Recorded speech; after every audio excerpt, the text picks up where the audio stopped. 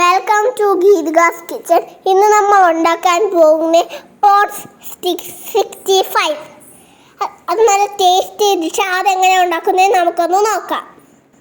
Prawns 65 ചെയ്യാനായിട്ട് 300 gram കഴുകി വൃത്തിയാക്കിയ prawns എടുത്തിട്ടുണ്ട്. അതിൽ 1.5 ടീസ്പൂൺ കാശ്മീരി മുളക് പൊടി ചേർക്കുന്നു, 1/4 ടീസ്പൂൺ മഞ്ഞൾപ്പൊടി, 1/2 ടീസ്പൂൺ കുരുമുളക് പൊടി, 2 tablespoon cornflour, 1 tablespoon maida മാവ് കൂടെ ഇതിലേക്ക് ചേർത്തുക. എല്ലാം ചേർത്ത ശേഷം നമുക്കിതൊന്ന് മിക്സ് ചെയ്തെടുക്കാം. മിക്സ് ചെയ്ത് എടുക്കുന്ന സമയത്ത് കൊഞ്ചൊന്നും ഉടഞ്ഞു പോവാതെ വളരെ ജെൻറ്റിലായിട്ട് ഇതൊന്ന് മിക്സ് ചെയ്താൽ മതി. എല്ലാം നല്ലതുപോലെ മിക്സ് ചെയ്തതിന് ശേഷം ഇതിൽ ആവശ്യമുള്ള ഉപ്പ് നമുക്ക് ചേർക്കാം. ഓരോരുത്തരുടെ ആവശ്യത്തിനുള്ള ഉപ്പ് ചേർക്കാം. അതിനുശേഷം ഒരു കോഴിമുട്ട ഇതിലേക്ക് ഒന്ന് പൊട്ടിച്ചൊഴിച്ച് ഇത് നന്നായിട്ടൊന്ന് കോട്ട് ചെയ്തെടുക്കുക. ഗ്രേവി നല്ല തിക്കാണെന്നുണ്ടെങ്കിൽ കുറച്ച് പച്ചവെള്ളവും കൂടെ ചേർത്ത് നന്നായിട്ടൊന്ന് മിക്സ് ചെയ്തതിന് ശേഷം ഇത് ഒരു അരമണിക്കൂർ നേരം നമുക്ക് മാറ്റി വയ്ക്കാം.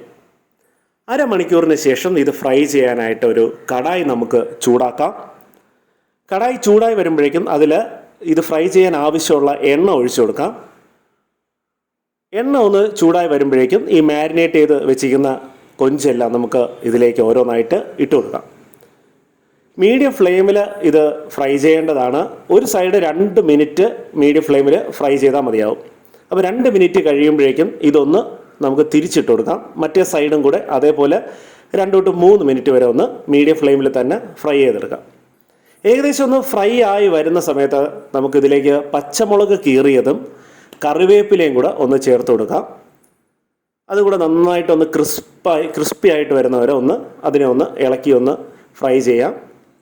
അപ്പോൾ ഇന്നത്തെ പ്രോൺസ് ഡിഷ് റെഡി ആയിരിക്കുകയാണ്. എല്ലാവരും ഇതൊന്ന് ട്രൈ ചെയ്ത് നോക്കുക.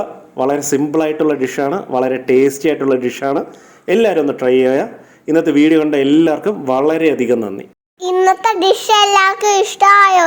ഇഷ്ടമായെങ്കിൽ ലൈക്ക് ചെയ്യണം. Please like, share, subscribe my channel. Thank you all.